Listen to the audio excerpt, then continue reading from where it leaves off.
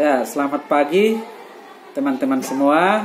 Salam sehat buat kita semua, tetap semangat untuk sekolah penggerak seluruh Indonesia. Perkenalkan, saya Ufil Misa. Saat ini sedang mengajar di SMP Negeri 11 Kota Kupang. Saya sebagai guru mata pelajaran IPA yang mengajar di kelas 7 akan menceritakan pengalaman singkat berkaitan dengan pembelajaran pada sekolah penggerak. Nah, beberapa hal yang saya sampaikan berdasarkan pengalaman saya selama 1 semester ini ketika saya masuk ke dalam kelas dan melakukan interaksi bersama siswa.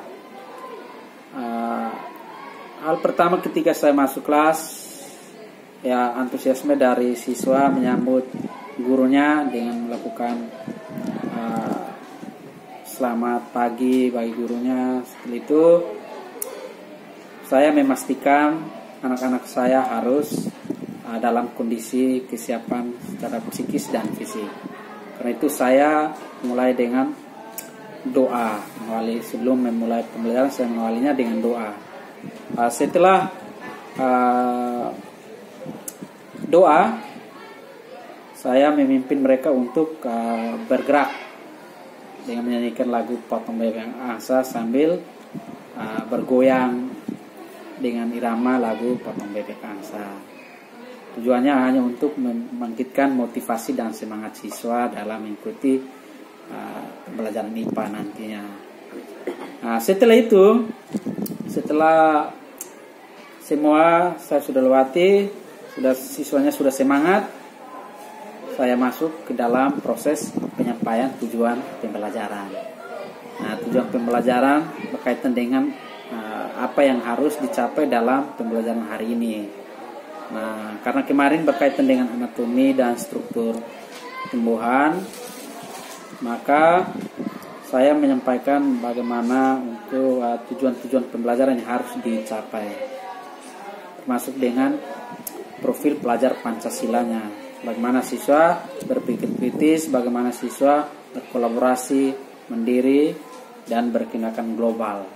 Setelah tujuan pembelajaran disampaikan, saya mulai melakukan pertanyaan-pertanyaan pemantik sebagai bentuk motivasi berkaitan dengan struktur anatomi dari daun itu sendiri.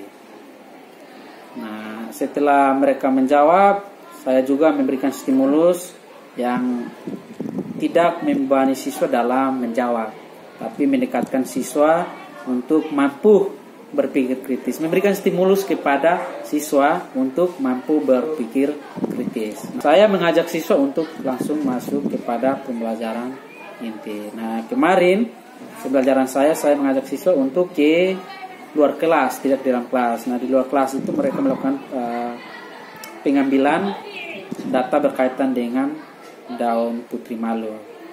Mereka yang mengamati secara sendiri, mereka yang mencatat hasil daun putri malu ketika awal melakukan pengamatan. Setelah itu mengambil beberapa sampel daun putri malu lalu dibawa ke dalam kelas.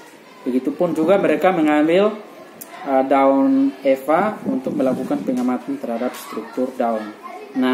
Sebelum melakukan pengamatan pun saya memberikan petunjuk pengamatan. Petunjuknya atau LKS, lembaran kerja siswa itu tidak dalam bentuk kertas, tapi saya sudah mendesain dalam bentuk video.